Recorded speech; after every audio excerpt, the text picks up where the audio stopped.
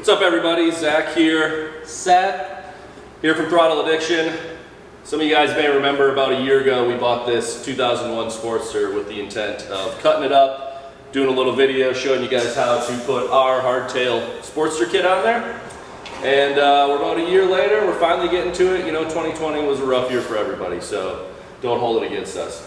But today we are going to tear into this thing, and our goal is to show you that within a day, if you really get after it, you can tear these things down, get your frame welded on using the kit, frame, hardtail, oil tank, sissy bar, put it back together, and be down the road in minimal time. So with this, the caveat to that is we're going to kind of reuse as much as we can on this bike. Now it's not going to come out the prettiest. There's certain things that if you really want to build a nice clean chopper, you want to dump and throw some of that stuff out. But we're going to reuse the tank, try to get the oil lines fit up, all that stuff, just to say, hey, if I got a weekend and I don't want my bike to be down that long, you can do it that way and then maybe fix up those little issues after as you go along later down the road. So with that, let's get into it. It is, what is it? What time is it, Seth? 8:24. 8:24 in the morning. We are going to jump on this and we'll keep you guys updated as we go along. All right, so first thing, we're going to pull off the tanks and fenders. When you're using, or when you're doing your build, if trying to recoup some money, these are, and they're in good shape, you usually get a few $100 for those, sell them on eBay, so we'll pull those off. We are going to reuse the tank to get this thing running, but we'll get those off, get the seat off, then we're going to attack kind of the exhaust, the rear tire. We're going to pull the front end off as complete as we can, because in this case, we're just going to throw it back on today so we can get it down the road.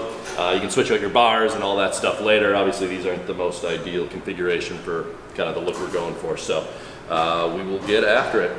Luckily, this seat here is placed strategically for show. I'm going to undo this imaginary bolt. Oh, look at that.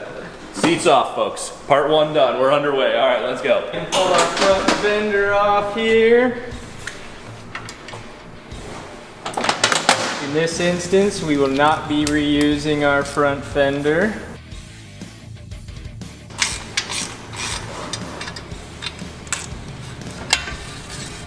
Beautiful. All right, so we're gonna get the tank off here. So first thing, obviously we turn our fuel off. We're just gonna clip our fuel line down here because it's a little bit of a bugger to get those out well around the motor mount and all that. So, and we got a little jug. We're gonna lose a little fuel here. Get that off. 1, 2. And that's about it. So you're gonna have your 2 bolts here to get your tank free. There are nuts on the back side. Highly suggest that you put a custom universal, something smaller tank on there. Just gonna give you a much better look. And the last thing before we pull it off, down here on the bottom right here, you got a vent hose. You gotta pop that guy off.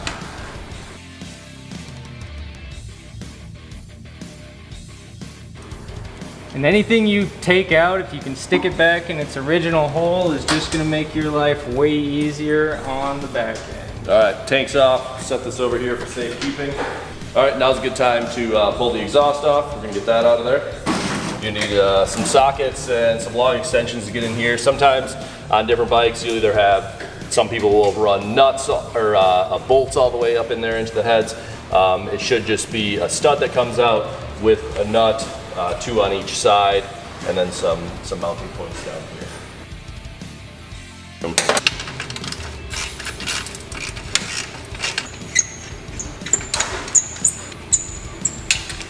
Got it.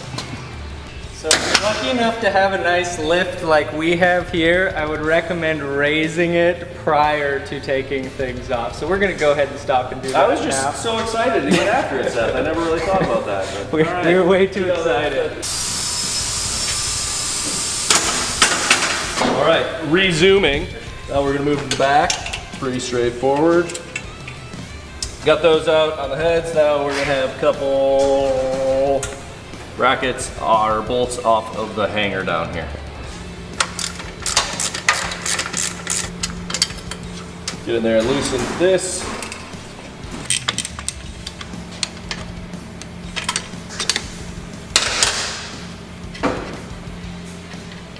There she goes. Out she comes. This guy says put everything back on so you don't lose it, and then what does he do? Well, that's good there. So now we're gonna take the air cleaner carburetor off. We're separating the front end from the frame, so we're gonna have to get our throttle cables off anyways. So now is a good time to do this. Obviously, if you got an aftermarket air cleaner, this will look a little different, but kind of the same concept. Pop our outer cover off here. Then we're gonna pull the air cleaner itself off.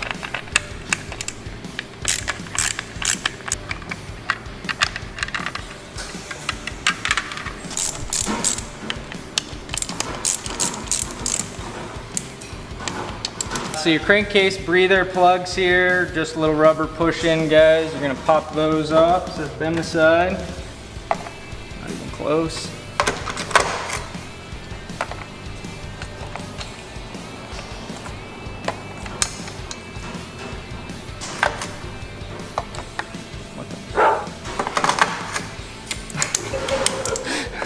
I can't not swear, I don't know what to tell you. I got the air cleaner off. Next thing we're gonna take off is our carburetor. Get our throttle cables separated so when we pull the front end off, they're out of the way as well. So first thing we're gonna do, get some slack in our cables, pull our boots down.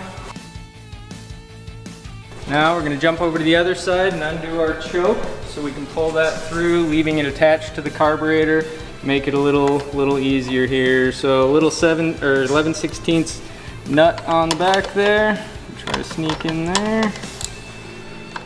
Loosen that guy up just a little bit. Comes right out. We've already got our fuel line disconnected from the tank. So back to the other side. So these just press fit into your intake. Your air cleaner is what actually holds it back in there. So just give her a little wiggle here. She'll pop right off. With it coming our fuel hose and our choke somewhere.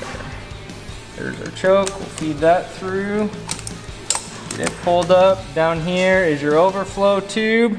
You can just pull it right back out. Doesn't connect to anything down below. Next thing we got here is our vacuum line coming off the carb, which goes to your petcock as well as your Vose. This one's a little rotten nasty. We'll probably replace some of that when we go back together. There she is, free in our hands. Last thing here are our throttle cables. We got the slack pulled out of them. So we're just gonna pull up on her here, get it out of the slot, let it drop down. Do the same with the idle cable. Now we got our cables out of our holder there. There's a little notch, just slide it to that notch. This one you're gonna have to pull your throttle a little bit. Slide that guy out. So now our throttle cables are separated. They're good to go with the front end. Carb is off.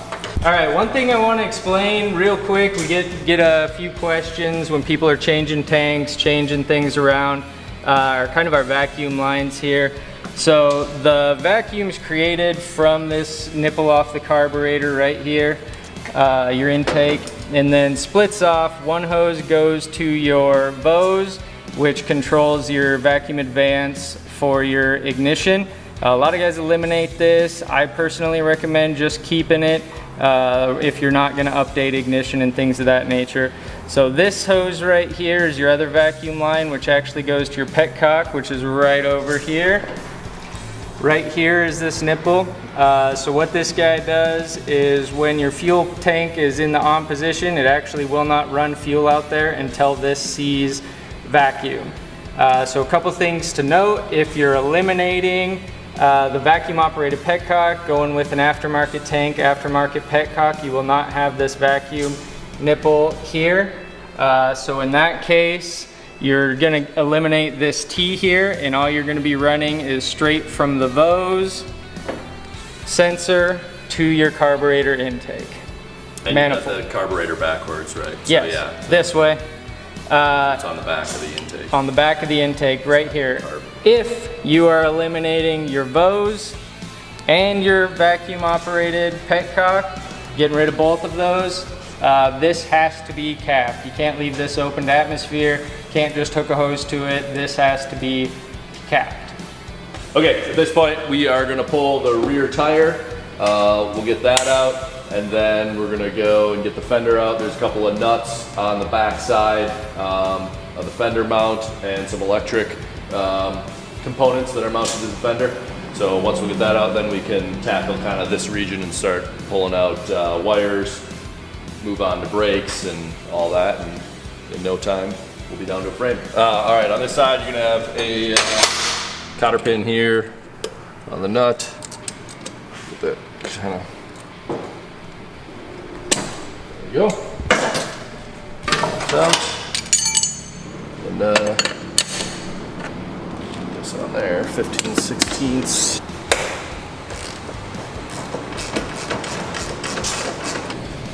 You can loosen up your axle adjusters here.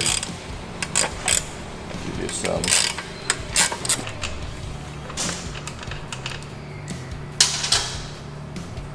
I should say too, at this point, down in the bottom of the comments or the video section there, you'll see a link that'll take you to our web page, and we'll have all the products that we talk about and use on here on a web page specific, so you can get any of those.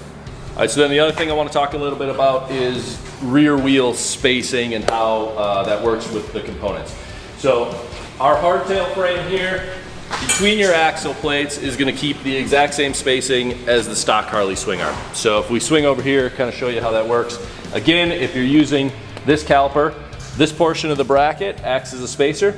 So you're going to have axle plate on the hardtail, then the brake caliper, then you got this spacer that goes in there, then you're going to have wheel, assuming this again is all assuming you're keeping your stock rear wheel that was on the bike. Then we got a fat spacer on the right side and through the X plate. The other thing, if you come back here, so we have a swing arm which has some width here, obviously on the back of the swing arm. Our axle plates don't have that width. They maintain the same inner dimension, but since the swing arm is, you know, a tube frame construction, it's wider, the axle is appropriately wide for that. So what you can do, now some guys will want to buy a custom axle that's maybe ½ inch, 3/4 inch shorter, which will account for the loss of the tube when you're switching to just flat axle plates. That's fine, that's great, that's a clean way to do it.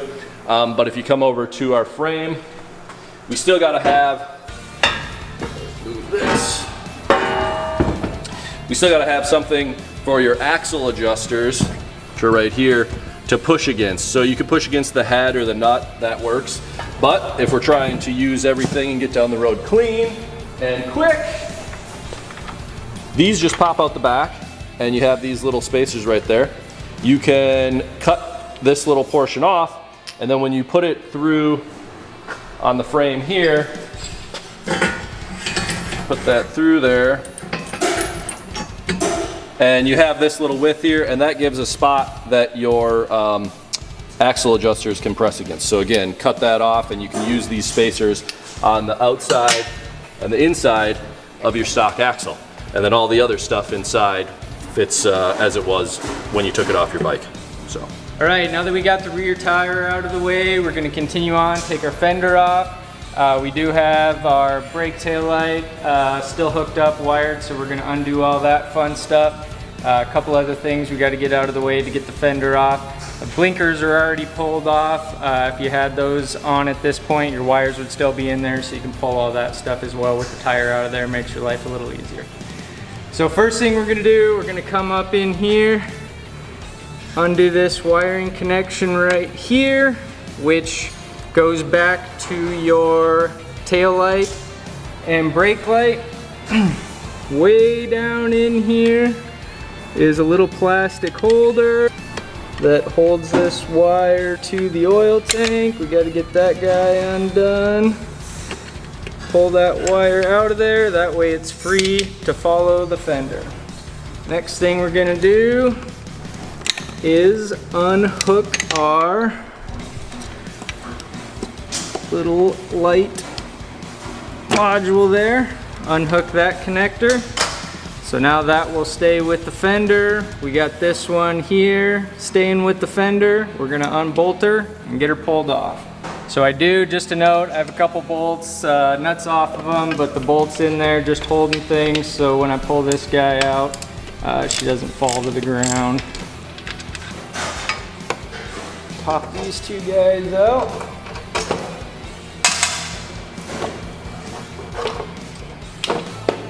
Slip her right out of there. Fender's off, out of the way, got a little access here. We're gonna attack some things on this side of the bike. We're gonna get our battery out of the way, cables undone, get the battery tray gone, pull this side tin off, get some of this stuff ready, make some access to get our oil tank and all that crap out of the way. First of all, assuming you still have your battery cover and all this fun stuff, we're gonna pop this little 7/16 guy off here.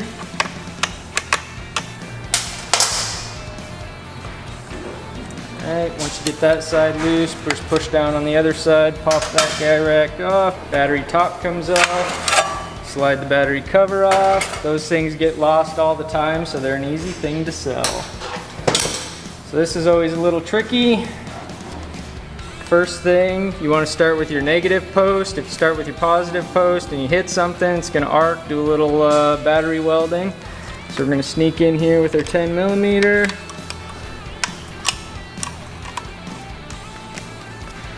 Get our negative post off. Sometimes you can pull the battery out a little bit if you have enough slack on your cables to make life a little easier. This one's a little tight, so we're just gonna suffer through. Pull off our positive cable.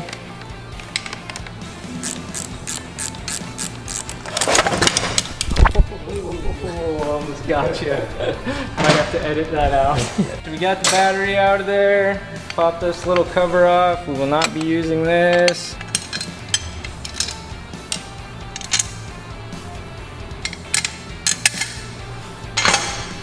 Alright, so now we're gonna attack our battery box here, get it out of the way. There's a bunch of bolts behind the nuts, rather, behind there that hold your oil tank on. So there's 1, 2, 3 here, and then this little guy down on bottom with your rubber isolator. So we are going to start with this bottom guy here.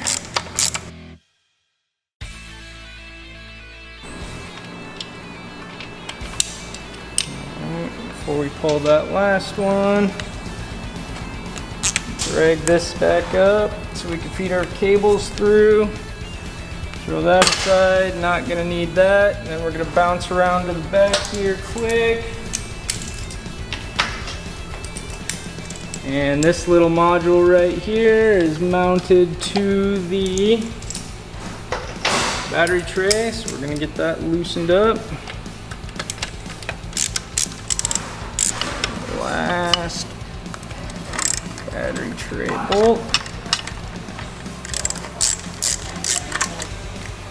And we do have a little wire clip up top holding some wires on. Yours may or may not still have this. Get that undone. Now we are free to pull that battery tray off. All right, so now we are going to pull our sprocket cover. We're gonna take this off because we have to change our belt, or you're gonna put it on a chain drive conversion. So one way or another, this has to come off. So let's pull that. We'll get our rear master cylinder out. We're gonna try to save this. We're gonna see if we can't shoehorn these brake lines in there. Like I said, get down the road fast. We're gonna see what we can do with these. So we're gonna take that off in one piece.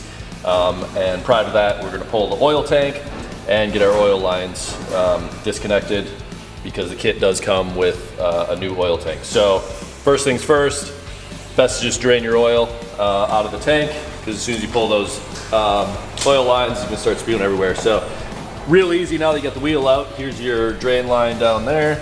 So it's just got a hose and it kind of clamps off to the frame.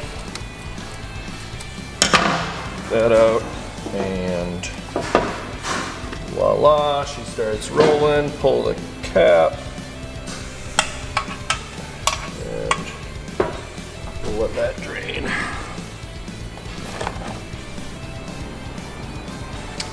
Looks like we're getting rid of some nice oil. All right, so we got our oil draining very, very slowly because we did not warm it up, but letting that drain, and we're gonna start pulling this stuff.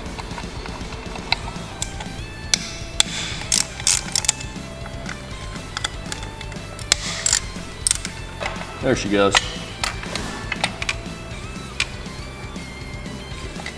There we go. So this one has a nut on the back. As you can see, I was cranking on that one. That one is not gonna come off. There's a nut on the back.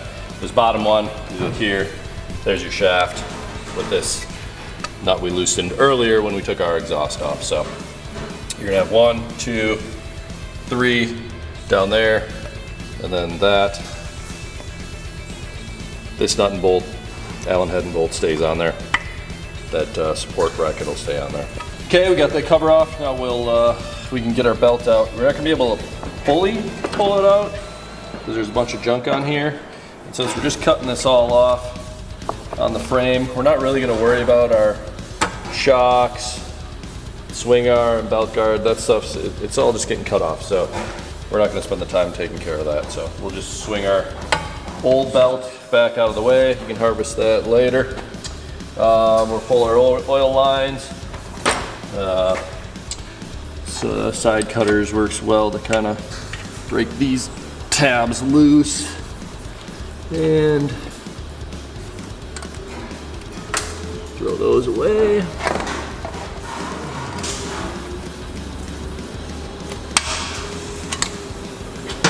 This top one here is our vent. And return on the bottom, the larger one. There we go. Okay. All right, so then on this side, this is your drain, or this is your feed and your drain. So down here on the bottom, there's a T on this line. This stuff is all kind of goofy, real specific to that. So we can just cut these. We're not gonna be reusing any of that. So let's tack through that one. There we go.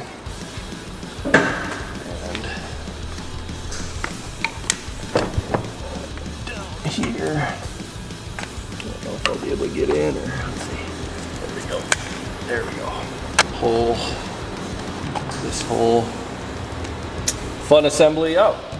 Okay, so now we got all our lines disconnected. We can pull the oil tank and get that out of the way. If you look, we have you have 1, 2. These are on isolators, so you get 2 nuts here and 1 back here. Just pull those and come right out.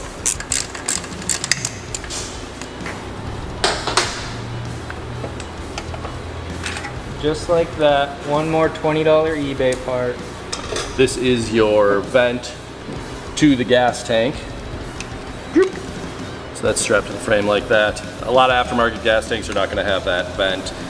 Since we're going to use the stock one, we'll probably find a way to put it on there. Otherwise you can plug the tube, or plug the gas tank. All right, so now we are going to try to get our entire brake caliper set up through here to get that out of there and just keep it all as one piece. So we'll pull the peg, the mount, this will come off, and we should in theory be able to slide it right through there and get it out of our way. Every peg setup is going to be different. All right, so over here, here's our brake line. It's kind of a mix of a hard line and a soft line on your brake hose.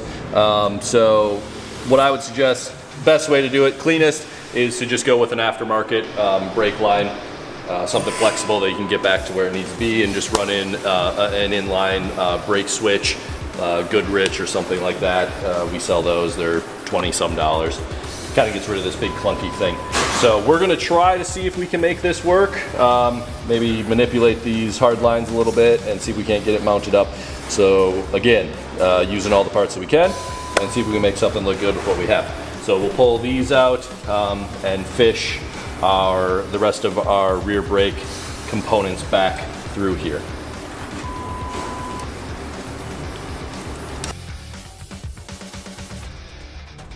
Okay, so this is our brake switch, the brake light switch. It's got a little rubber boot on it, which feed it down. Don't go clipping all these wires, there's no need to right now. And now, our rear brake system is out in one piece. Hopefully we didn't crack anything. Theoretically, we should be all good and bled still. All right, so our next step here, probably the step people are most concerned about, is we're gonna peel all the wiring off of this thing. Our goal today, we're gonna just try to get it up and running as quick as we can. So we're not gonna be too concerned about moving ignitions, moving coils, eliminating things. We're pretty much gonna run the same factory harness. Well, with all the components that are on it, really all we're gonna get rid of is horns and blinkers. I'll walk through, kind of point a few things out as we strip her here. And then down the road, we'll at some point do another video on how to wire these things bare bones. But again, for today's purpose, we're just gonna peel it all off in the intent of reusing everything that's there. So we're gonna start up top here, just start loosening everything up.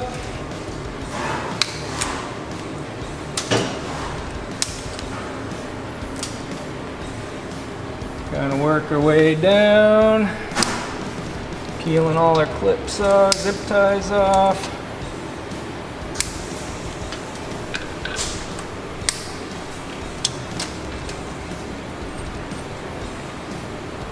All right, that should get us. So horn, just two little connections here. We're gonna undo those guys. We are not rerunning the horns, so we don't really care much about this, but we'll get them peeled off and out of the way.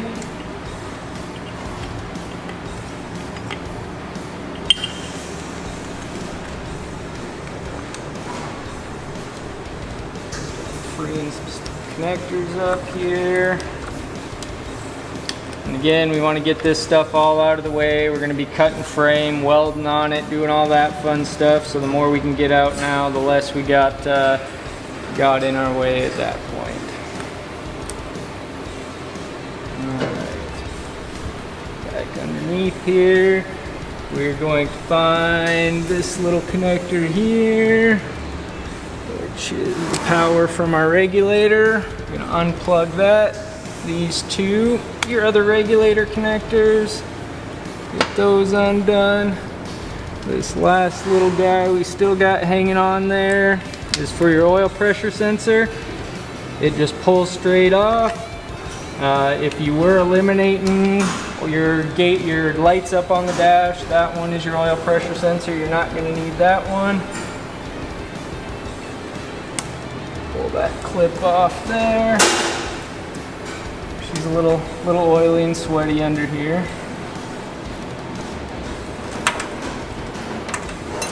Alright, so we're freeing her up here. Zip tie.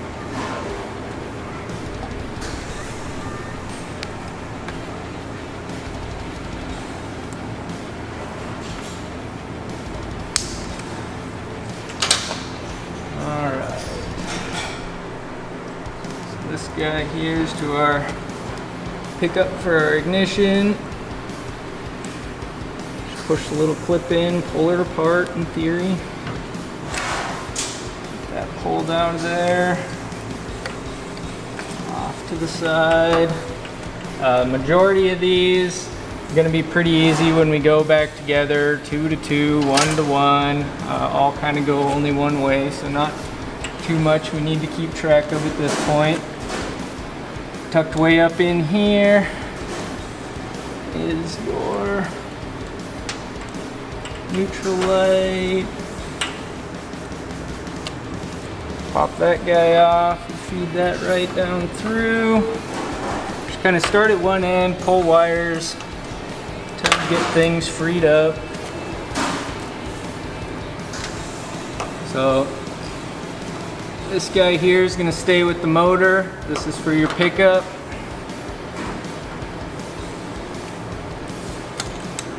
Loop there. Alright, so here's our neutral, oil pressure, and regulator power wire. Got all those pulled out. Bounce over to the other side here. We already got our brake light switch wires unhooked. Start snipping some more things here, and we'll go through this a little bit when we go to the assembly where things go. Right. And back to the other side one more time. So here, this green wire right here is for your starter exciter wire.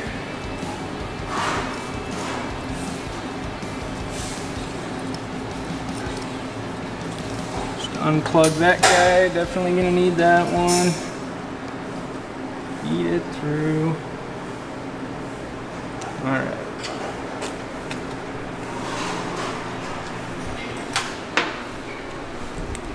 Back to cutting zip ties. Loosening things up. Undoing clips.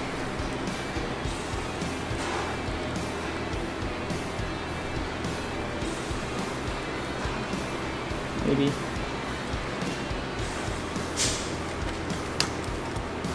Alright, got her all kind of floating here. Do our spark plug retainers here.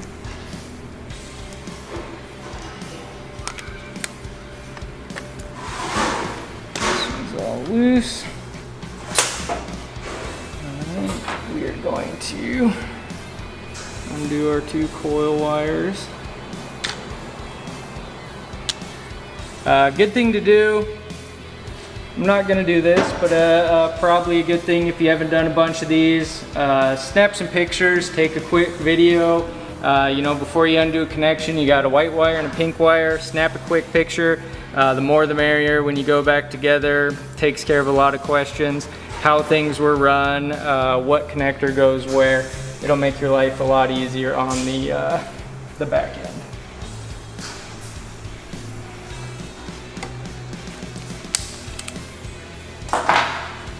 All right, we are getting somewhere.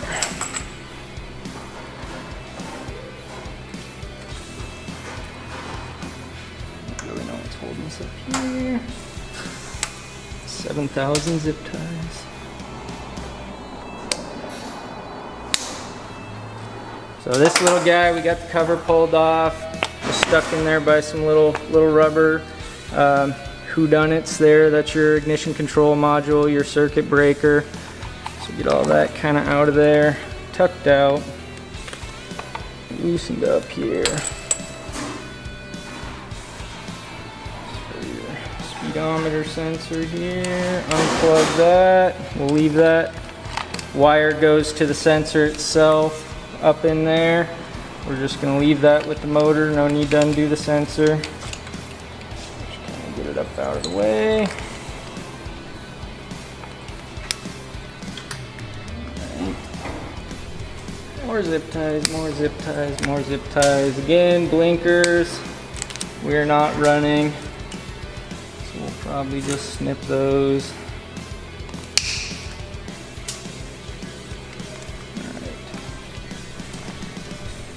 These out of our little coil bracket here. Undo this plug wire, keep that with the coil.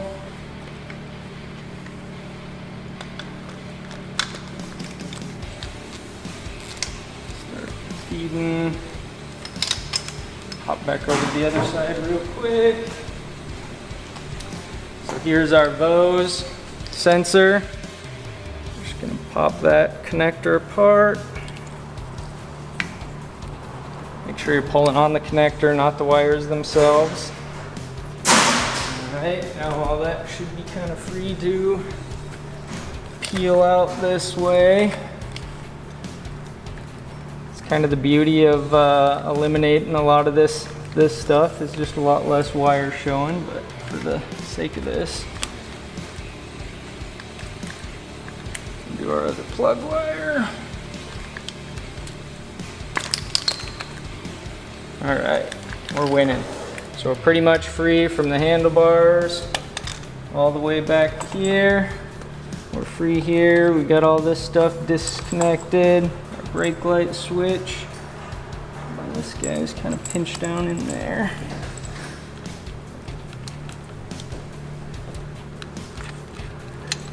Really pinched down in there.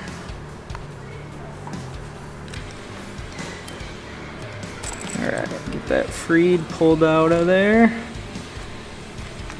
Alright, so now you can see way down in here, we have a whole bunch of ground wires connected to our motor mount there. So we're going to pop that nut off to get all those grounds out of there, which are connected into our harness. Get that off. There's a whole stack of grounds there. Peel those out. We'll throw this nut back off there. We're going to be taking it off, but that way we know where it came from. Alright, so we got our starter wire. We got all those grounds. We're going to have to pull our power wire. We got this one wire here that's coming from our starter. So we'll get that pulled out of the way.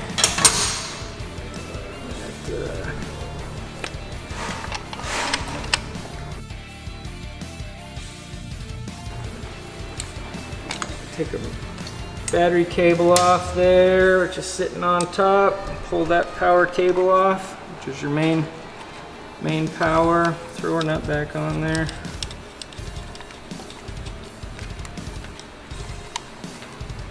Alright, so now from the bottom, we got the last one we already unconnected there. We're going to try to feed that guy up through there with that whole situation. And out comes the spider web. So this is all disconnected from the bike now. We're just going up to our gauges, our handlebar switches. We're going to take this front end off whole. Keep it separate from the bike, so we don't really need to take any of that stuff off at this point. So I'm just gonna throw this up out of the way for now. And there, our harness is out. At this point, we are ready to pull the front end. So since we're gonna throw this thing back on, we're not doing any wheel tire changes. We are gonna just pull this whole front end as one unit. Basically what we'll do is we'll take the top triple tree off. We've got a couple of Torx heads here. The stem nut, we'll lift that off with the handlebars. All the controls are gonna stay in there. So we'll just flop that over, slide the front end out. We got it hooked up here where we have the bike balancing on the lift in the center. We strap the back down, and then what we'll do is we'll just crank the back down to kind of lever it up and be able to slide that front end out.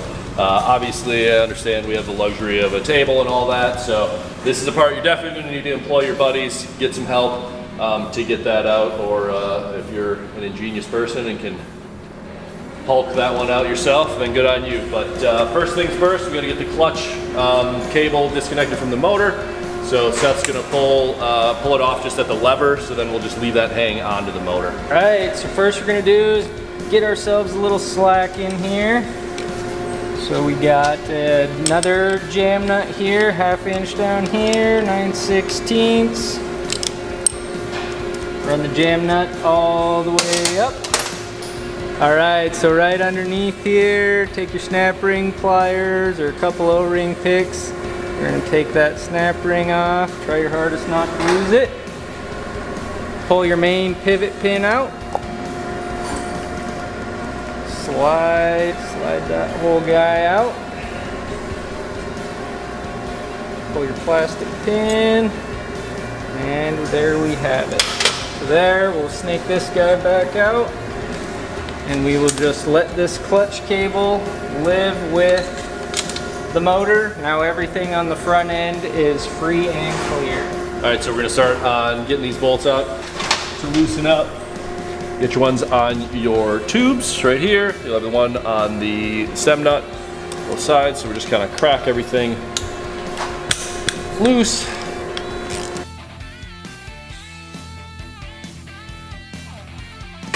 Got a 5/16 socket here. 15/16. 5/16 would be a little small, you know.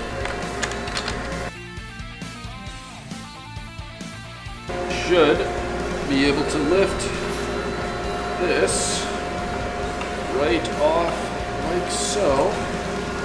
A little tight. Bring her over. That's the best place to lay that.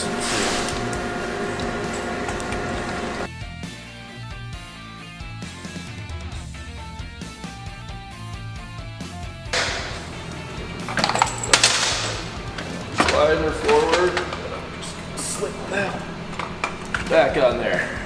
All right, you got frame, I got this. There we go. Not the prettiest way, but less pieces removed. Yep. So now we are at the phase where we're gonna pull this motor. Gets a little tricky. There's a bunch of different tips and tricks on getting it out. Sometimes guys will lay the frame sideways. If you're solo, that's kind of the easiest way to do it. Lay it sideways and pull the frame out around the motor. We got two of us here, so we're just gonna kind of manhandle this thing out of here. First thing, we're gonna pull our shift linkage. We'll take this all off as one.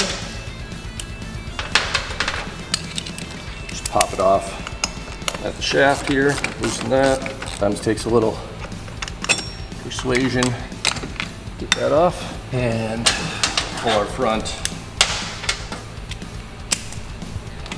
peg here again. Again, this model is equipped with forward controls, so results will vary. All right, so when it comes to motor mounts and the bolts, you have your top motor mount, you got a front motor mount, you're gonna have your lower motor mounts and the rear one. So what we're gonna do, we're gonna loosen up. We'll take this top one completely off. You have 4 Allen heads. This one has a backer plate that's welded, so you just need the Allen bit and a ratchet to break those loose. And it's kind of best to loosen all this stuff up so that you're not putting any undue stress in one location at a time.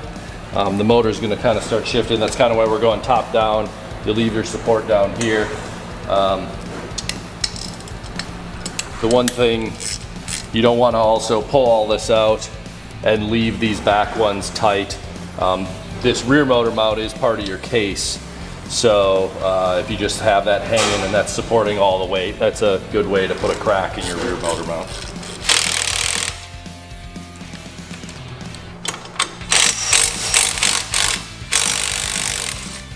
Okay, so we pulled top motor mount. We'll certainly reuse this. This is your Vose, as Seth talked about earlier, choke mount, all that. So we'll set this aside, put our bolts back in there. All right, so your top one's certainly your easiest. We'll move here to the front, these lower ones and the backs. So we'll just get all this broken loose and then get our nuts out and hopefully pull this thing out of here. Blinded by the light.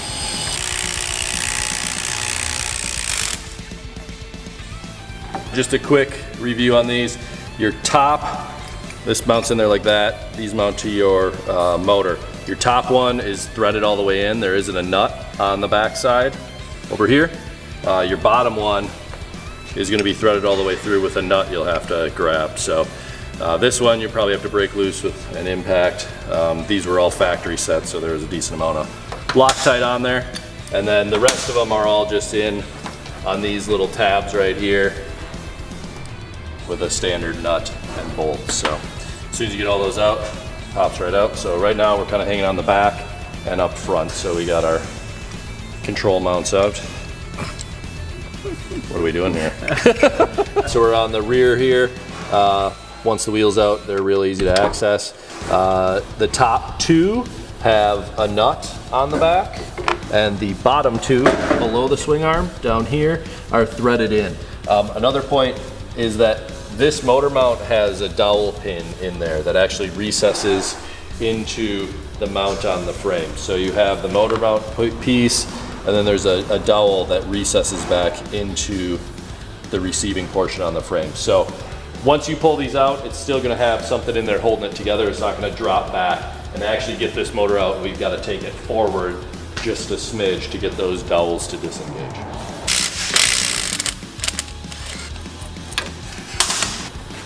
We're out. And again, nothing's gonna drop out once you pull those out because they do have those dowels that'll keep it seated in the frame. So basically we got those out, we got the front out, and now we just need to disconnect our front, and then the motor is just sitting in there and we're ready to manhandle this thing out of here. So we got everything out. Now's the time, the moment of truth here. This part sucks. You just gotta wiggle this thing out, take your time. It will come out. Try not to mess stuff up. Grabbed another buddy here to help hold our frame. Like I said, a lot of people have success. They just lay the whole thing sideways down on the floor and then kind of wiggle the frame around. It does come out one direction. You want to go primary side out because your primary hangs over your frame in this portion. So it's got to come that way. And like I said, because of these dowels in the back, you want to kind of shimmy it forward first to engage it from, or to disengage it from the back motor mounts, and then we'll go that way. So here we go.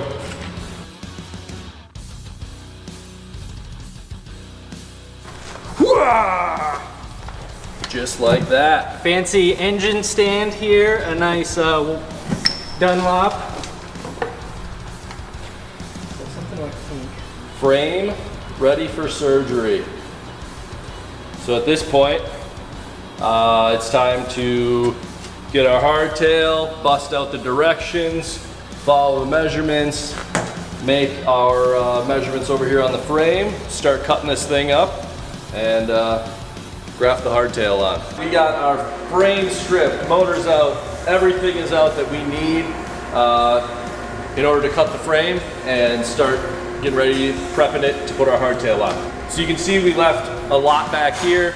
That's just because we're going for speed. So if anybody's keeping track, so far we are about 2.5 hours in on our teardown. Took us about 2.5 hours for Seth and I to tear this thing down to this state. So all this we just left. There's no sense of pulling it off. We are going to make our cuts here and here and here. And so you can see on the frame, we're going to replace this section of the backbone right up to about here. And then down here, these two studs are going to graft in here.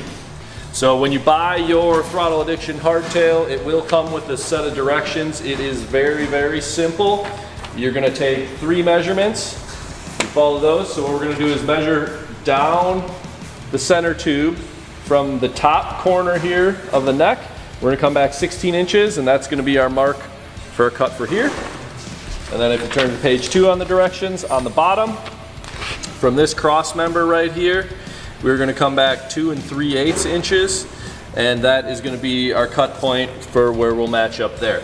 Now when we do these cuts, couple things, we're going to cut long and trim back, and then we're going to put a bevel on there. We're going to sand the paint off so we have a nice clean welding surface, and we are going to leave, if you look here, you'll see that the slugs that are in here that come pre-welded in, there's a little tack weld right there. That ensures that you leave a gap, so when we weld, we're filling that in. The other really important thing, I'd be remiss if I didn't say, if you're not a welder, leave this portion up to a professional. It's really easy to strip this down. It's really easy to do the cuts. If you got a little 110 buzz box at home, you can even tack it in there. But when it comes to doing these full structural welds, you need to use a welder that has some higher volts and amperage. You need one that, you know, if you don't know about welding, you need one that runs off of a 220 plug. That's gonna have enough power to actually penetrate this and give you a nice solid structural weld that you're comfortable riding down the road on a motorcycle. So just make sure that if you don't have those capabilities or that equipment, that you farm it out to somebody. But again, cutting, fitting it together, tack it up, even if you got a little 110 at home, you can do that, bring it to a weld shop, let a professional put a really nice bead around there for you. So with that being said, we're gonna get our measurements here, 16 inches back, 2 3/8 back. We're gonna mark them, and then we're gonna take a piece of paper that's straight, wrapped around so we know we have a perfectly uniform edge all the way around, and make the cuts there. Trim back to the finished surface, fit our frame on. Then we will put our motor in, and we will use the motor really to align everything. So when you're putting these together, you don't need a jig. Your motor will align everything. Another point of note on our kits versus some others on the market, we machine these slugs to fit the tubing on the stock frame. So this is all DOM 120 tubing, 120 wall. This is not, Harley stock frame did not use 120 wall tubing. It's a thinner tube. So these slugs are actually thinner, we machine them down to fit in here, and then there's a step and they're larger here. But when you put it in, this all goes in like butter. It's gonna fit in and it's gonna align everything perfectly. Some of the other kits that are out there, they have a uniform slug, but what happens is when you put it into here, because it fits in there, which has a smaller ID, when you put it in here with a larger ID, you have slop around. So your seams, your edges of your tube, although the outside diameter is perfect, doesn't line up straight because it's flopping around inside this tube. So that's kind of an advantage of our kit and something that you get, you know, with the quality that we're putting out. So that being said, we're gonna get after it. So here we're just using a straight ruler. We're 16 inches right there. Scribe a little mark in there. Okay. Down here, we're coming off from the inside of this cross member, 2 3/8 back. Follow your directions, obviously. Coming back 2.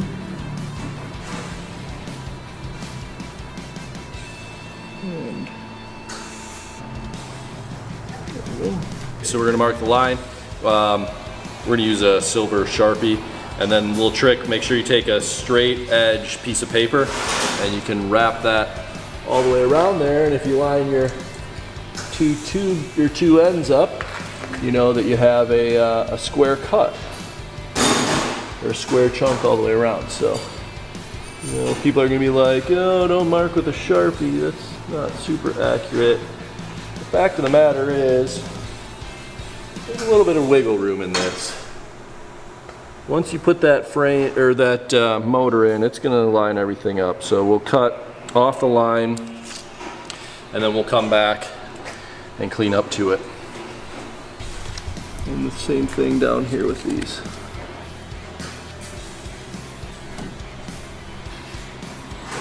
Now the other thing to note is just which side your paper's on, because that's kind of your cut point, right? So obviously I'm a little fat, but my cut line there is on the far side, so. All right, not that I don't trust Mr. Zachary here, but before you cut your Sportster in half, probably a good idea to have someone else check it, or at least double check your own work. So we got 16 inches, and measuring this way, we got 2 3/8. As well as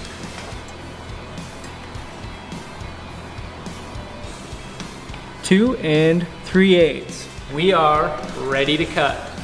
The other thing, which is easy to do, is we're gonna cut fat, but you gotta think which side you wanna cut fat on. So this is the good portion of the frame. We're trashing that. We wanna cut on the downstream side of everything. So just put a little X there. We want to be on that side, and then we'll trim back to there. Same thing here, we want to be on that side, and we'll trim back to there to get to our point. Now, how you cut it, man, that's up to you. You're just cutting metal tube, it's not super thick. Can certainly do it with a hacksaw if that's all you got. Most guys have a 4-inch angle grinder. That works fine. Sawzall works. We are gonna go at it here with our Portaband, because this thing's pretty sweet and makes quick work of all this, so let's get after it. Before I do, I'm gonna throw on my Rett safety glasses, Z87 Plus. Great looking safety glasses, available at throttleaddiction.com. All right, here we go on the top one.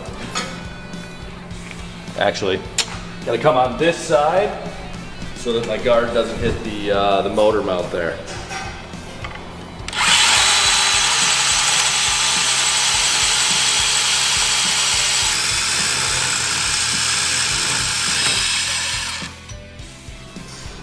Like that.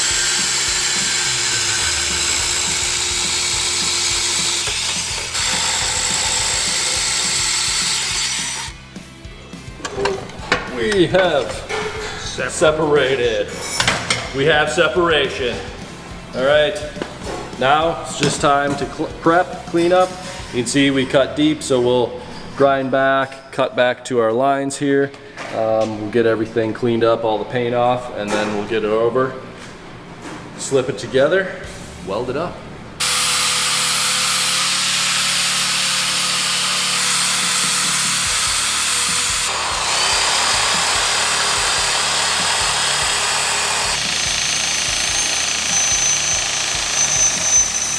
All right, so we got our tubes trimmed up, everything's sanded down. We'll get it cleaned and wiped down with acetone before we weld it in there. But I want to show you the slugs. So you can see this one is separately machined. This is the bottom one.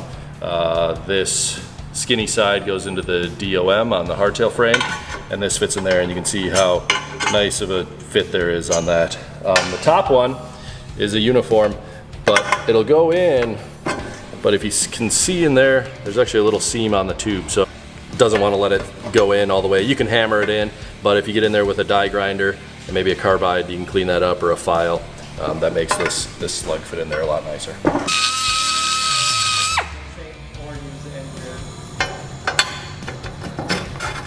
There you go.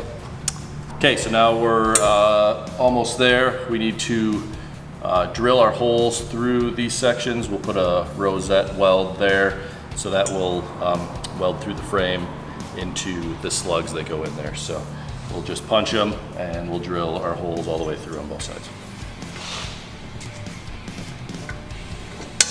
You want to keep it about a 1/2 inch from the end of your tubing. Our slugs, they penetrate about that, so you want to get it kind of right in the middle.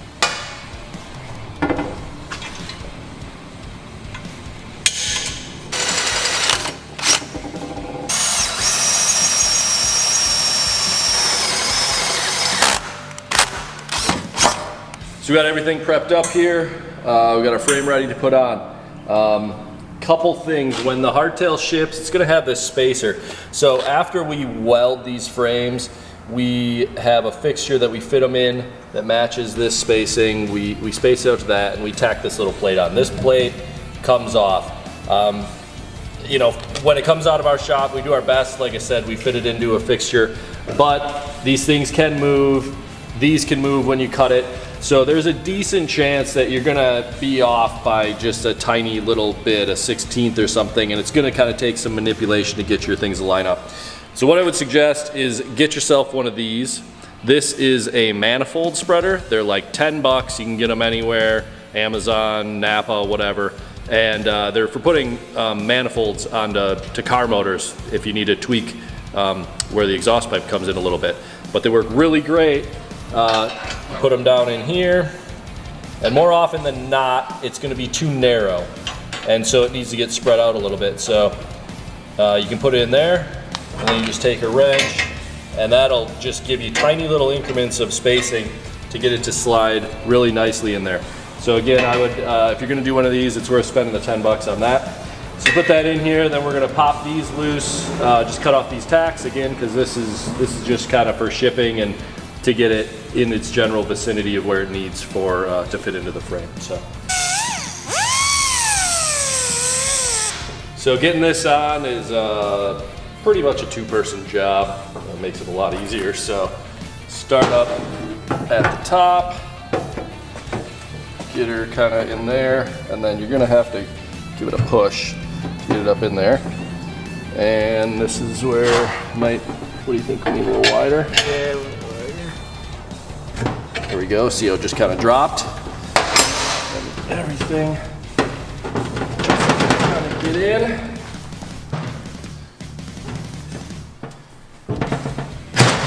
There you go. And down like that. So Beautiful. the key is, we'll get her pulled together. But prepping the inside of those tubes and everything, a lot of times there's rust in there, there's those seams. Since the slugs do fit so tight, make sure that you get the inside of the stock frame tubes prepped out really well. That'll make your life a lot easier when you slide it in. Again, also, we pulled this spacer and we use this manifold spreader. It was actually a little fat, so we kind of, for this one, so you can spread on the slugs, but then by the time you get down, if you pull it there, then they kind of want to pinch together, so you want to put it on the outside. We're kind of using it improperly, pulled one of the things, but gets the job done and lets it spread out there nice and match the front tubing. So now we'll get the motor in, get everything cinched together, and get some tack welds on her. Step 1, put your apron on so you don't pick up your aloha shirt.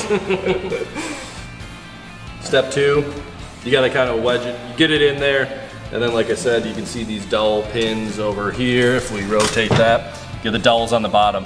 So those have to go in on the lower motor mount first. And do not tighten it up till those are in, because I've seen it before and it'll break your casing. Yeah. All right. Jared, you want to give a hand on the two-man operation there. Oh, skillet.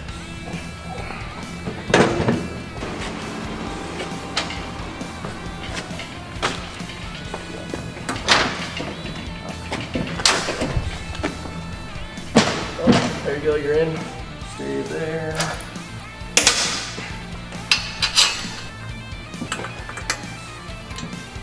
The other one.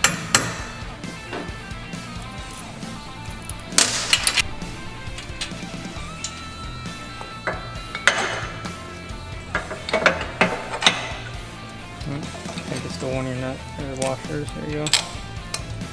Key here, get everything in, everything started, don't tighten anything yet.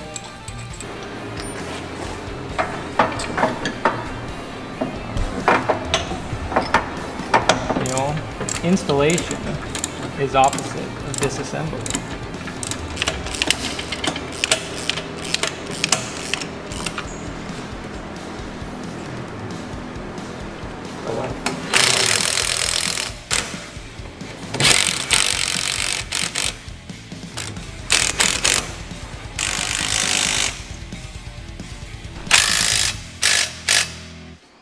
So one thing to point out, the stock bolts for your rear motor mounts, you're gonna have to replace those on both sides, because the one coming off the stock frame is much longer. So you're gonna have to run to the hardware store and grab a set of grade 8 bolts to replace those.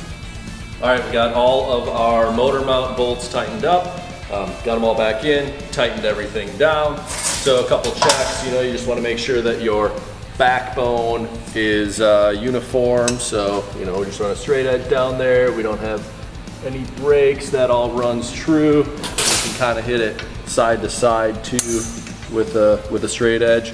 Once this goes in, and a good thing too, you can pull a string line, or if you have a laser, is a nice thing. Run your laser down there and then check your gap. Your width between your axle plates should be at about 8.5 inches, right in there. And so as you come down, you should be hitting at 4 1/4 if you put a ruler through there. That ensures, that you're not cocked one way or another. A double check before you weld it up.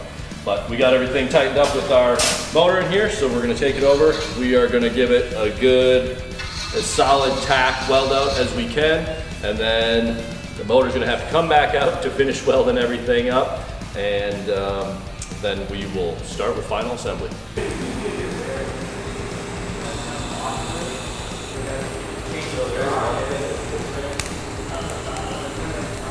All right, we got frame welded on, motor is in, got her back over here on the table, and now we are gonna start putting this back together. Seth, what do you got for time? We're at 4 hours and 46 minutes and 9 seconds. And does that include in-betweens, or is that's pretty stopping accurate? for breaks. We took a couple breaks. We took a couple breaks. It's about, what, 2 o'clock? It is 3:19. Okay, it's 3:19. So we started at 8, here's where we're at 3. We had lunch, we had some shenanigans in between, but not too bad. So now we're gonna throw as much back on here as we can and see if we can't get this puppy running real quick. This front end colossal mess. We're gonna take our bars back off here with our top triple tree. Kind of fold it ahead. All right.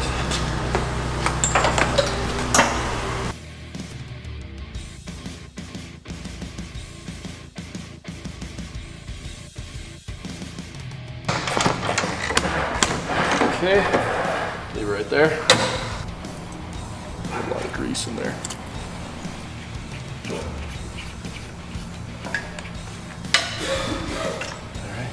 right, so we got the stem bolt tight on there. Once this kind of gets back up with the rear wheel on, you'll want to tighten that to feel. You don't want that super tight because it'll pinch everything down and you won't have proper rotation. But for now, we got that pretty well ran home. And then we'll just go ahead and tighten these torques up so everything's in place. And then you'll want to go back and readjust. Make sure that's all got proper movement. After you get it on the ground, you can kind of get your front end up then. But for now, this will do. Okay, now we're going to throw the rear wheel on. We are going to go with a belt setup on this. So we sell an extended length belt that will fit this, so you don't have to worry about switching over to a chain if you don't want. Save you some hassle there. And like we said earlier in the video, we're going to use these spacers that came out of the swing arm. We're going to cut the little bolt section off here, and we're going to use these on the outside. That's what the spacers are going to push against, and that allows you to use your stock axle. Now again, like I said, some guys, they don't want to do that. They'd rather just have this axle adjuster push against the head and the nut. That's fine. If you want to skinny it up, then you're just going to need to buy a custom length axle that's about 1.5 inches shorter than the stock one. So those are readily available. All right, so we're gonna feed the belt in here, down through your axle, get her up over there. Okay, and we'll put our belt in, and again, so we trimmed our axle adjusters from inside the swing arm. We're going to use those. Take our axle, that'll go on first. We got big spacer on this side. Put that in there. Oh, too far. Oh jeez, oh jeez. Too far there, big guy. All right, little spacer on this side. This is brake. And our brake. And we're bringing over our brake assembly here. So I'm gonna kind of tuck that in through there. Wind that. And hold those out there. Over the rotor. There we go. Perfect. Do you not need that one? No, that's spare parts. That's spare parts. Of course, remember, we will get that tightened up and put our cotter pin through there before we head on down the road. So, all right, we got that in. We got our brake caliper. Now, when you get the kit, you're gonna get this hardware pack. This is kind of the specialty hardware pack. A point of note, a lot of the different bolts that we would be needed to put it together. So, oil tank bolts, and nuts, sissy bar, what else? Yeah, most of the oil tank mounting, fender mounting, stuff like that. We don't include that. Reason being is, we don't know what kind of finish you're going for with your bike. So a lot of guys end up just throwing that stuff out because maybe they're buying all chrome hardware or they want all stainless. Some guys don't care and they're just going zinc plated. So just leave that up to you. None of it's anything crazy. These are just going to be nut and bolts. On the oil tanks, they're just 5/16 coarse threads that thread into these blind bungs here. These are going to be your NPT fittings on the oil tank. You'll have to provide those again because depending on your oil tank routing, you may want a 90, you may want chrome, you may want brass. So we leave that stuff up to you guys to buy. But what does come with it is going to be this hardware pack. This is going to have a tie down for the battery mount, which is here. It's got some spacers for the fender, which are going to get you centered up really great.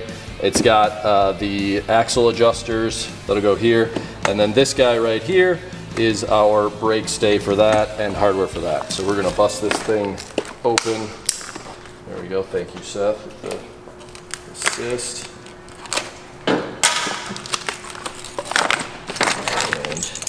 This is our brake stay. So that's gonna go on there and it's gonna slide into this slot, and that's what's gonna keep your brake right there. So that's gonna fit in there. These are all tapped. All right, so here are your axle adjusters. Get these in. If you already have your brake caliper on, you can either put them on before you put your wheel on, which is a good plan, Otherwise, if you have this, you gotta kind of shimmy the wheel over to get some spacing around the caliper. And well, Seth's putting that in. Here is our brake stay tab. So this little piece comes in the hardware pack. We're gonna slide that caliper up, put that in the slot there, and then it comes down. Now you kind of have adjustment there for the wheel to go back and forth. So we'll get it in there kind of finger tight once we find our wheels home for the time being. Then we'll tighten all this stuff down. All right, at this point, we are gonna tackle the fender sissy bar seat type of deal. So a couple ways that a guy can get after this. Main thing is if you have the king and queen seat, if you got that with your kit, this is just the bare pan, but they come with the full upholstered, or you can buy it with the fully upholstered seat, or you can buy just the pan. But if you get this, this is going to dictate your angle of your sissy bar.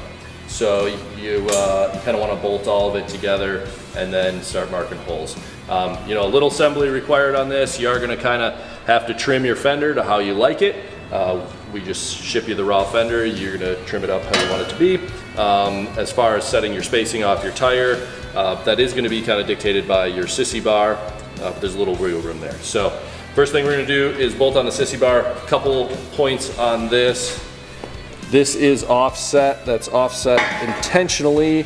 Reason being is the seat butts up to here, and then that gives you some room to get in and get your nuts, and they're not buried by the seat once you put that on, because your fender will go over top. These are threaded, so they have two nuts that go down, or two bolts rather, that go down through, and so it's intentionally offset so that you can access that without having to remove your seat and all that stuff. So we'll get this on here. Seat mount. Yep. Your axle plates are tapped. It is 3/8 hardware. We're just fitting this guy together with nothing fancy here. And obviously this guy's gonna come back apart for paint and all that stuff. So you can switch out to the fancy hardware and all the washers and nuts and lock washers that you need then for fit up and fab here. That'll do. So then what we're gonna do is we got our 5-inch flat fender. Again, that's what the kit comes with. Hey, if you want to run with a ribbed fender or wasp style fender, that's on you. But the full kit, if you go that way, is designed and comes with a flat fender. But easy to interchange and switch out with something else. So that fit over. One other point, these style fenders, they have this flat end. It works best if you put that out towards the back and then trim it off.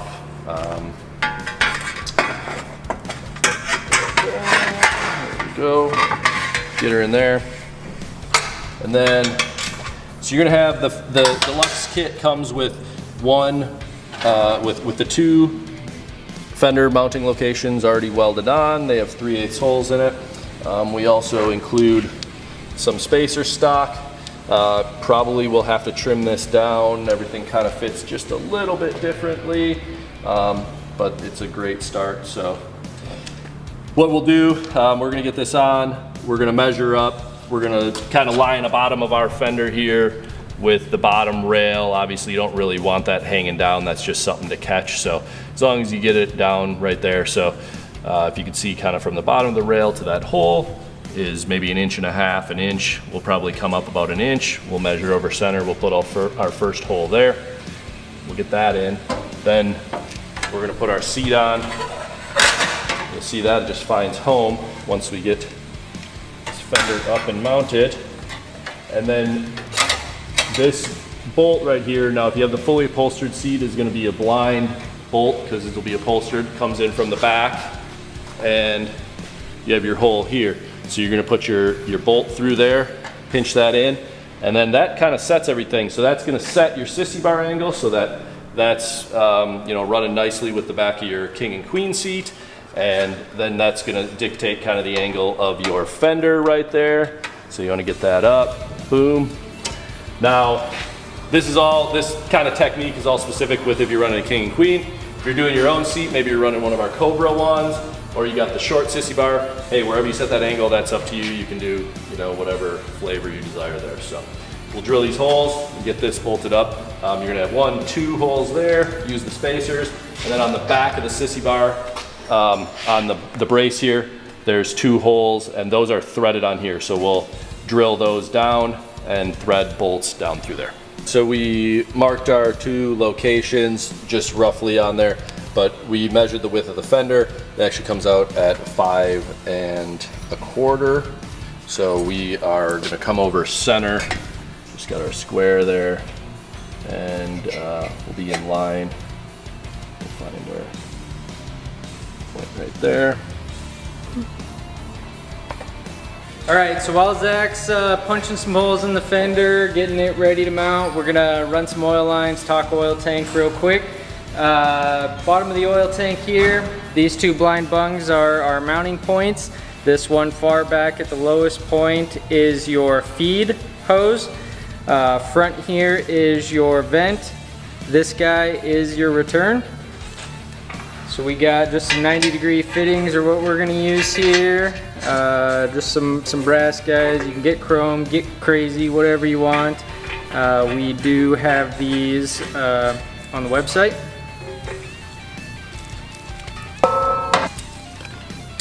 They're all 1/4-inch MPT.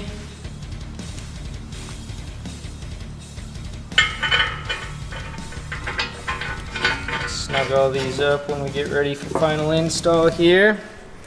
But this guy,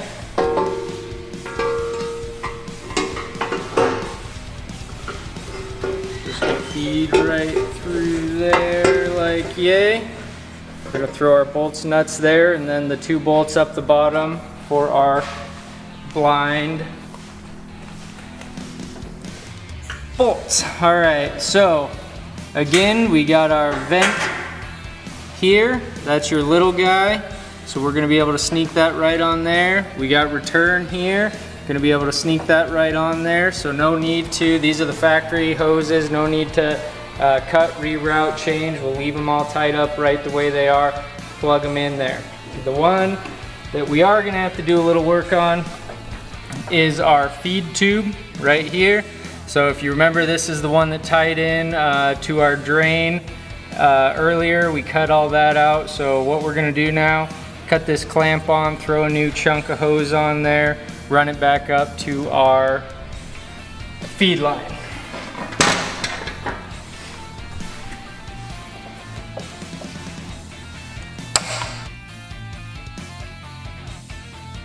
Use this cloth covered oil line here, again available on the website. How you want to run this is up to you, but I think we're going to try her back through this way.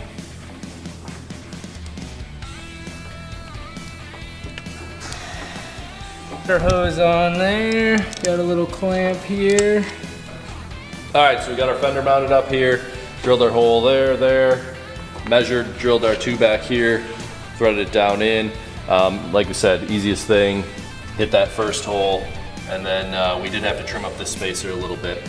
So as you can see, the seat pan matches that, sits up back there, everything's straight. If you're not gonna run the king and queen seat, you can mount the angle of your sissy bar however you like. So now that we get that on, we're gonna jump on, get the oil tank mounted in, run the oil lines, and then see what we can do with this stock wiring harness, get this baby fired up. All right, so Zach got our fender sissy bar situation all squared away here.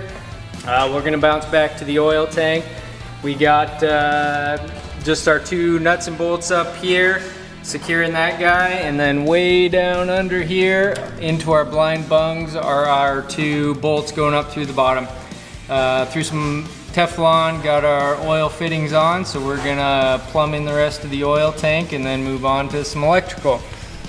So one more time, this is our vent hose here. It's a little in diameter. We are going to hook that onto our front hose or front barb there. It's a little long, so we're gonna trim a little off for there.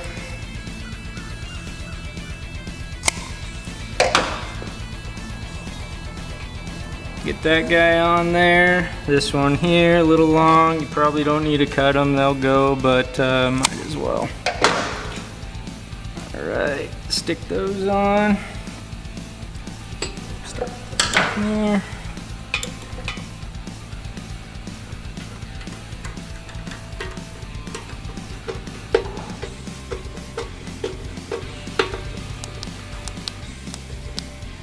All right, now we're gonna bounce to the other side. So here is this electrical out of the way there. Here is our line for our main feed line. This is the one we had to add on the other side there. The other two we were able to utilize. So we're just gonna kind of make a pretty little guesstimation here.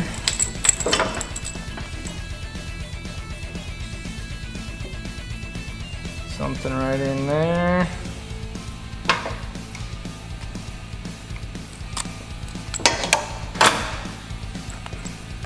Put that one on. And on this oil tank, just a little side note, there's not a specific drain plug. When you drain your oil, you're gonna drain it through your main feed hose right here. Now we're gonna move on to some wiring stuff. So nothing here is attached to anything. It's all kind of hanging. Got her laid out across the backbone. What I did before I put the oil tank in, we ran the harness through there and then out the bottom there. Obviously, if you're eliminating all this, getting rid of a bunch of your electrical, you won't have this gigantic harness, but for the sake of this video, we wanted to try to keep as much as we could. So that is all there. All right, so now we're just going to hook up our wiring. What I'm gonna do, we didn't disconnect anything from our gauges, from our lights, any of that stuff. Sans the blinkers, we're getting rid of all that, so we don't care about that. We're gonna start at this end and kind of work our way south. So, get our coil back in position here. Stick our tank bolt through here just to hold it where she lives till we get our tank on. So coil here, got our front plug wire, rear plug wire, we're gonna snake through here.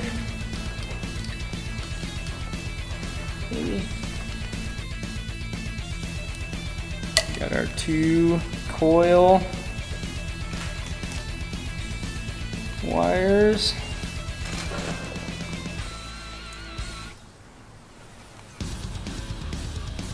Marked this one when I took it off, so I knew which coil wire went to where.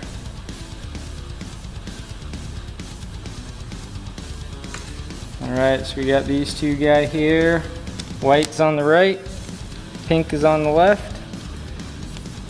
Got those guys connected up. Following down here, we got our speed sensor, which is a 3-pin connector here. I'm gonna feed this guy up through the bottom of the oil tank is where it's gonna live. And the other end here, sneak in and connect it.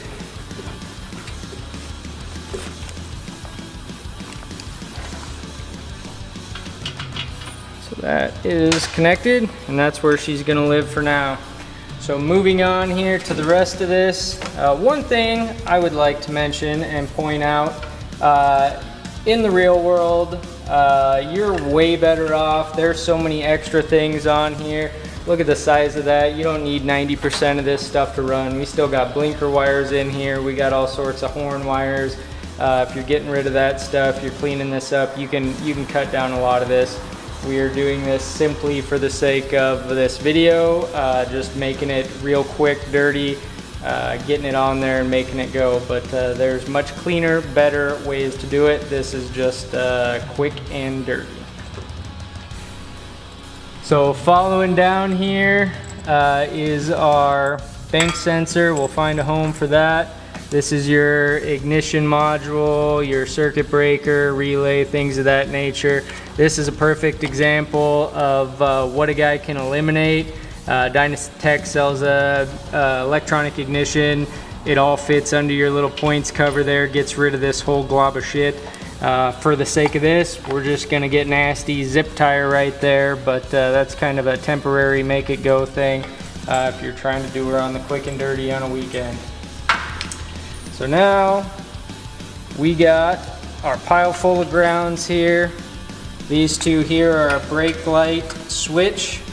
This is our main power to our starter, our starter igniter. So we're gonna get all these kind of wrapped down through there into some homes and get them connected. We got got that loom kind of ran through. We got our two grounds on our stud there. We're gonna get those tightened up. We got these two gentlemen right here, which are little push-on spade connectors. Gonna go to our brake light switch right there. And then we're gonna bounce over to the other side and wrap up the rest over there. Back on the right side of the bike here, we got our starter igniter wire. Plug that guy in. Way back over here is our main power to our fuses.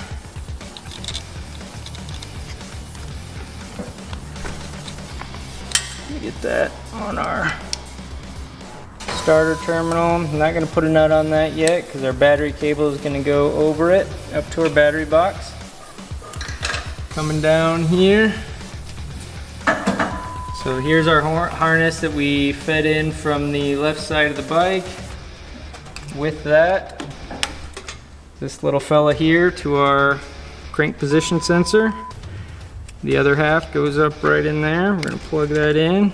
We're going to come back and zip tie all this stuff up so it doesn't rub on frames and do terrible things. Run this right up along the outside of the frame. Also catching our stator wires.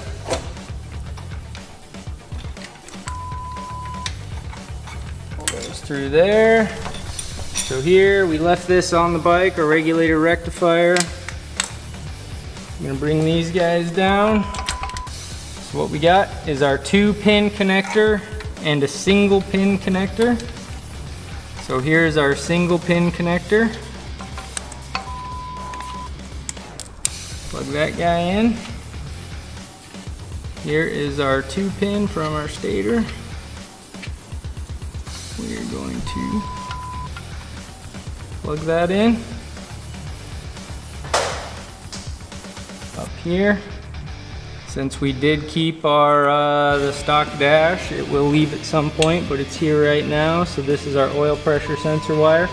The oil pressure sensor is right here underneath the oil filter, buried inside there. That just pushes on the stud on the end of that.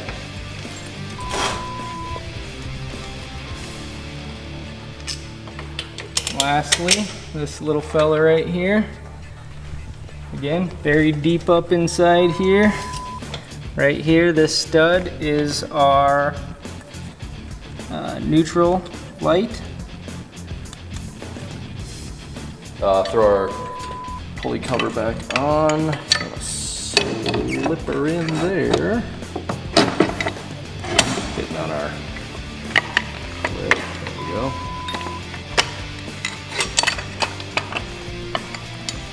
Just gotta get enough. There we go. And this needs to get in right there.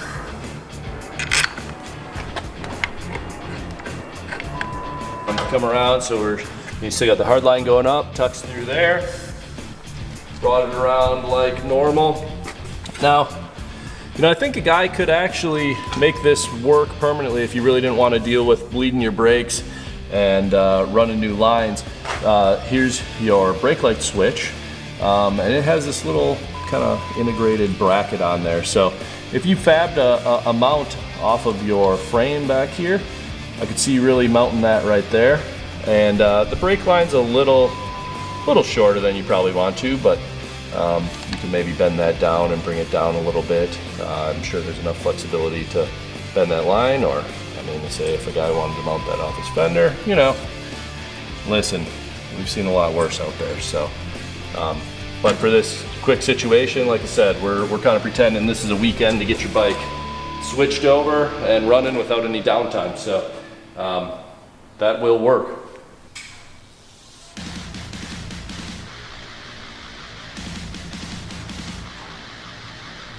All right, so now we're gonna reinstall our carburetor air filter. From there, get the tank back on, battery set up, and see if we can breathe some life into her. So normally, this would be a great time to rebuild your carburetor since it's off, but we're going quick and dirty here, so we're just gonna slam her back on. Intake gasket there. Cut our old fuel line, so we're going to throw a new fuel line on there.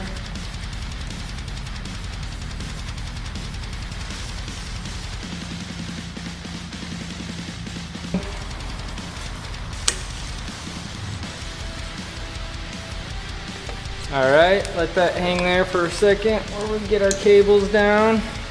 Alright, so now we're going to hook up our throttle and idle cable. The front one is your pull or your throttle cable. The rear one is your push or your idle cable. So we're going to take our throttle cable first, which is the one that opens our throttle. So that one is going to go in the front here. Gonna go in the back. That guy in.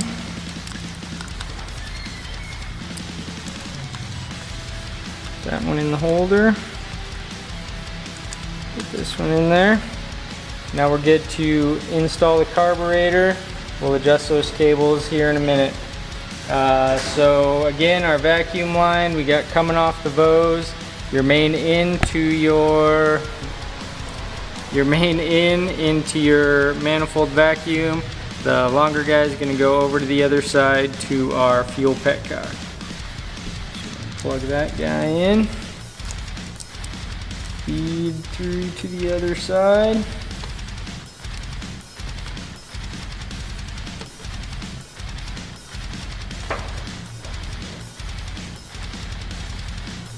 Give it a little press into the intake. Alright, got our carburetor installed. Now we're going to throw our air cleaner on. We kind of left things in the order that they go when we took her all apart, which should make it pretty easy to go back on. Take our breather rubbers off.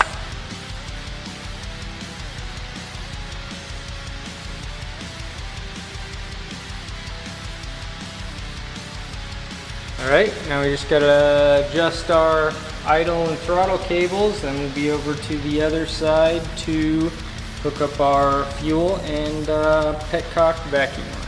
Alright, we're gonna throw the tank back on here. Again, we're using the stock tank today. If you decided you did want to run this, you're gonna have to re-drill the back mount holes through your frame. Best to weld in a sleeve through there instead of just drill a hole, but I know you probably won't do that. So we're gonna throw it on. You know, with this whole build, we're gonna end up tearing it down. We'll do another video for you guys where we're really gonna, you know, rewire it. We're gonna really give it the full custom treatment, put a nice tank on it, all that stuff. So, but today we're gonna throw this on here. Frankly, we're probably just gonna throw a zip timer on the back because we don't want to drill that and have to weld it back up. But you can, oh, we're dropping stuff. You can do as you like, but you'll see once you throw it on, the back is kind of gonna sit up on it, and and it's not really gonna sit down super nice against the lines of the frame.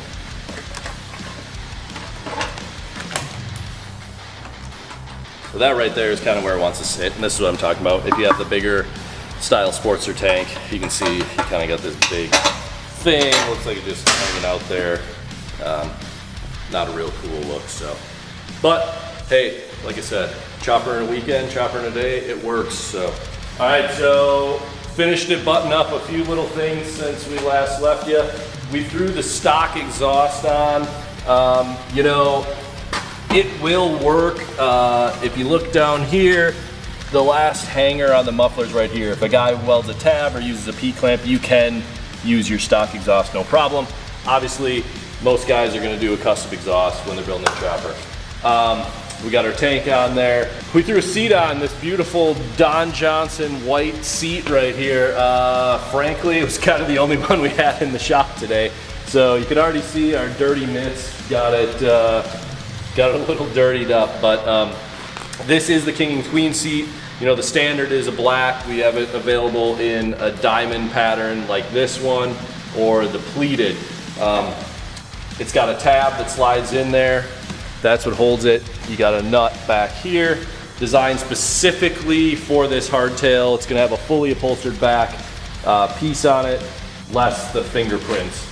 The other option would be the Cobra seat. Here's kind of our standard black. This is the pleated version. King and queen comes in the pleated version as well. That same thing you can see on the bottom. It's all felted. This is the tab that's gonna slide up in that open end on the back bone, and then the Cobra will just have a mount in the back, so you would drill another hole in your fender, put a nut and bolt through that. So those are kind of the seat options. Soon, maybe by the time you're watching the video, we'll have a solo one, which is basically just this truncated right here, just a little solo deal. So Seth and I got so darn excited to build this chopper in one day. Our kit is designed to run with the 12-volt anti-gravity battery. It fits really nicely into the oil tank. 12 cell, not 12, it is a 12 volt, but it's 12 volts and 12 cells. But it fits down in there. It comes with a hold down. It comes with the hold down. I don't know where it is. We have it, but it comes with that. It fits in there. It's got enough cranking amps to turn over a 1200 Sportster. There we are. This kind of latches up in there, and the bolt goes down, and that holds your battery in place. So we recommend use the 12 cell anti-gravity battery. Another option, a guy could fashion something down here. That being said, we are knuckleheads, and we didn't get our battery in time. We didn't have one, you know, COVID, everything's kind of running a little crazy with shipping times and supplying and all that stuff. Didn't have one in our shelf today, and didn't order one in time. So, if you come around here, we want to fire this bad boy up, show you that, hey, in one day we got it running. We had to kind of jerry rig another battery. It's sitting there, but we're gonna pop it off. I mean, I think we did it, Seth. We'll see. What time do you have? We have 8:12, so we are 12 hours into this. 12 hours. Started right about 8 o'clock today. Of course, we had some filming shenanigans, maybe a couple redos on some shots. Some lunch. Ate some lunch, drank some hams. But this is all to show you guys you can do this. It's not that hard. It really isn't. We wanted to put this super in-depth video series together so you guys can see that anybody at home can do this. We weren't using crazy tools. You know, maybe the welding and the fabrication, you outsource to somebody, so maybe it won't happen in a weekend. But if you're set up that you can do that, you really can get this done quickly. Again, we will go back, we're gonna clean all this up, we're gonna rewire this with all the simple stuff on there, get rid of all the shenanigans that Harley has in there. We'll get, obviously, the correct battery in there. We'll probably rerun the brake line. We're gonna redo this whole handlebar setup, put something cooler on there, put one of our throttle addiction tanks on here, and then obviously tear it all down for paint. So we'll do another update for you guys, show you how she finally finishes out and what you can build with the throttle addiction hardtail kit. But with that, I don't know, Seth, should we see if we did it? Yeah, we did. See if we did it, man. I'm gonna make sure I didn't even wire this in here. We got this kind of just jammed in there. I'll hold it, I'll hold the clutch. You fire, see if We got power. we got power. That is good. That is step one. All right, hit the button. Look at that. Look at that. 12 hours, folks. 12 hours. 12 hours. All right, man, we did it. We did it. Cheers. Cheers. All right, so just to recap, throttle addiction Sportster hardtail kit. It's gonna fit late 80s to 2003, your pre-rubber mount Sportsters. So just so everyone knows, when you buy the kit, you get the frame, you get the oil tank, fender, you're gonna get the sissy bar. You can choose if you want the seat or not. You can choose your seat. You're gonna get some of the hardware included, the battery hold down, all that stuff, a set of instructions. You got this sweet video series, you know how to do it, and you can just really dive in as much as you want on how custom you want to make these things, how much you really want to pretty it up. But the hardtail kit is a great start. We make these 100% in our facility here in Eau Claire, Wisconsin. We bend these tubes, we coat these tubes. You know, the fender is US made, we don't make that, but we bend the sissy bars, bend all the tubes, we plasma cut all the oil tanks, bend that, weld them up right here. So you're getting a top quality product. You're supporting guys who love motorcycles. And we really hope that you guys enjoyed this video. We hope that it gets you inspired and maybe you think you can tackle a project like that. I don't know, that's about it, man. Cheers. Wrap her up. All right, thanks guys. It was made for you and, well, you are Don Johnson today. Correct. With that. Yeah, Correct. You look good. I mean, you want to double up? Yeah, we don't have any passenger pay.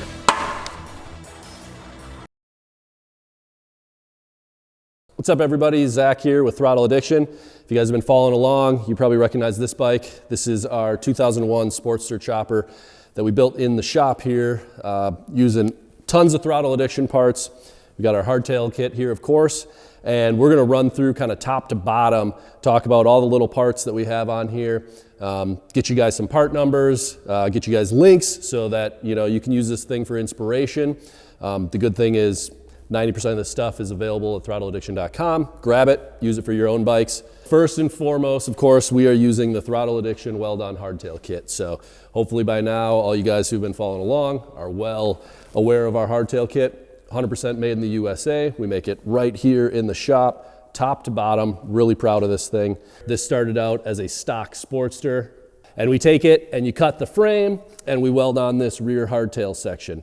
The kit comes with the oil tank, the hardtail, the 5-inch fender, the sissy bar, and this seat. So all these parts here in the back come in that hardtail kit, so it gives you a really good start and a really great foundation to build a cool chopper. As far as the seats go, you can kind of choose options. We have a Cobra, we got the King and Queen, we have a Solo. Once we started with that foundation, then we started just stripping things down and putting all sorts of other cool parts on here.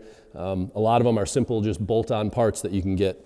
Our exhaust here, we're using some Paco upswept Sportster exhaust. This is available on our website. Paco product, a lot of you guys are familiar with them, so that's 100% made in the United States as well. Again, the sissy bar comes with the kit, but we chose to just powder coat this black. Come to the back here on the lights. This one we did get a little tricky. This isn't kind of the stock application. What we did here is took our seat. This has a back panel so you have a fully upholstered back. This is how the seat comes, but we popped that off and we actually ran the wires up through there and mounted this little Comet light, which is available on Throttle Addiction, on the back panel of our seat. So that's kind of a little custom application, but something you guys could look at doing because all of our King and Queen seats do come with this fully upholstered back. Something that kind of sets it off a little bit different than others on the market. We chose to use a belt with our kit. So if you go with the Throttle Addiction hardtail kit, you do need to use an extended belt because it does stretch the bike about 2 inches. Your other option is to go with a chain drive conversion. We just went with the belt. We sell this all ready to go. It does work. Now, it is a pretty tight clearance in there. Some people don't like that. If you want a little bit more leeway, depending on what you're doing, if you want a fatter tire or something, just switch over to a chain conversion kit. But we just like the belt, keeps it a little cleaner and less oil. Although if you watched our video before, we didn't really succeed with not getting oil everywhere. This is the narrow Sportster gas tank. 1027 is the SKU on that. Very prominent part we've been selling for a super long time, since the beginning. So it's a Sportster tank, one-piece top shell. It's narrowed about 1 inch down the middle. Super custom, cool look.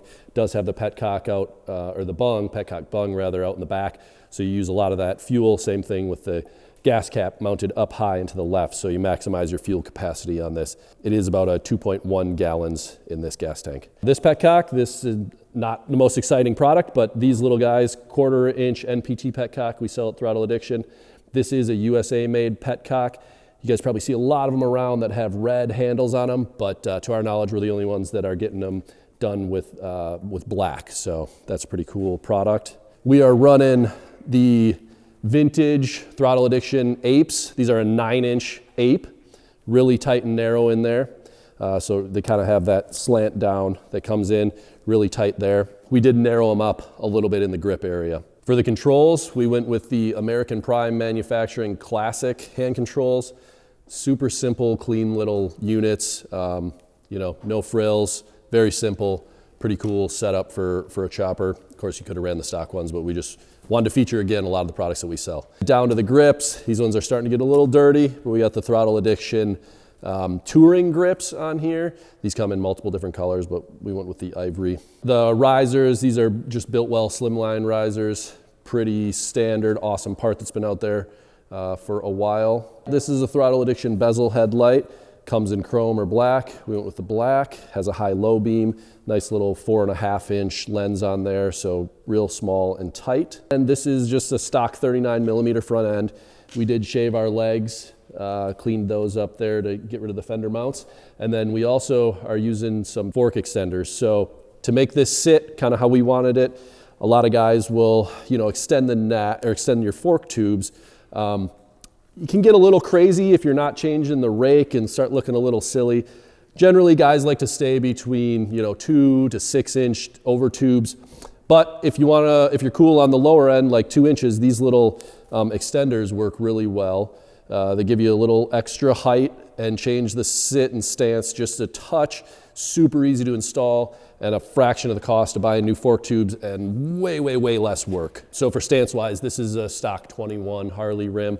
We are running the 16-inch solid wheel on the back from Harley. Our air cleaner, this is our max current air cleaner from Throttle Addiction. For our pegs, these are just some simple little bait style repop rubber pegs, pretty inexpensive. You can grab those at Throttle Addiction. We got a set of bolt-on passenger pegs here for your rider.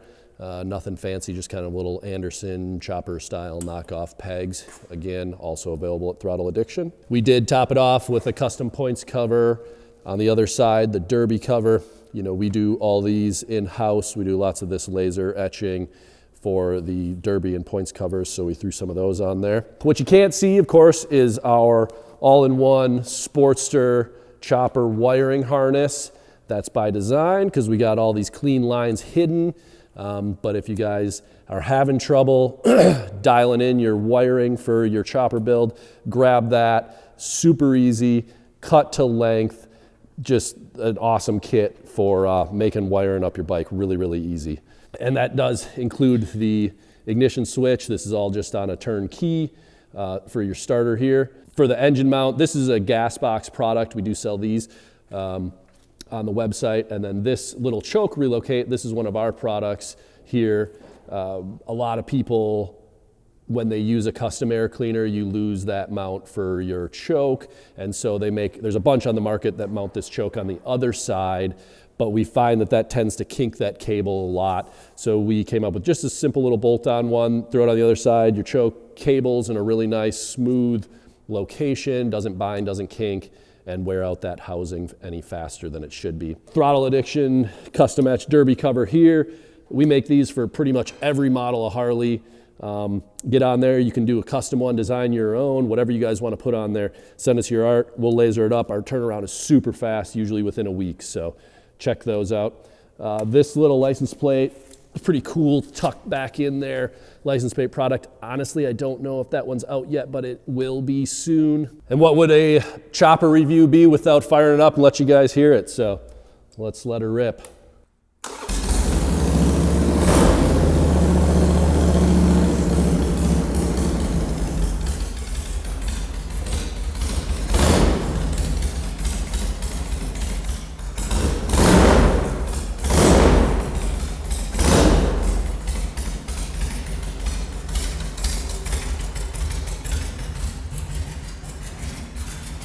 If you guys think you might be interested in doing something like this, or think you got it in you, believe me, you do. We try our best here to make it super, super easy for you if it's your first time ever even owning a motorcycle or working on one. We think that this hardtail kit and all the pieces that we add along with it are the best kit on the market. We've got a really great YouTube catalog specifically on this bike build right here. You can find a video on front end cleanup, where we cleaned and shaved the lowers, installed these extenders, all that stuff. There's a video on wiring using the Throttle Addiction wiring kit for these bikes. I did a video on mounting a gas tank, how we go about putting a custom gas tank on a stock frame. We even have a video on these hand controls and clutch adjustment. And then a great video when we finished it and we overfilled the oil tank and spilled oil all over ourselves. So if you want to see us be stupid, you can watch that too. Hit us up if you have any questions. Leave a comment, we'll respond to those. Call us, email us, we support the products we sell, and we're here to get more choppers on the road, and we want you to believe in yourself that you can build one.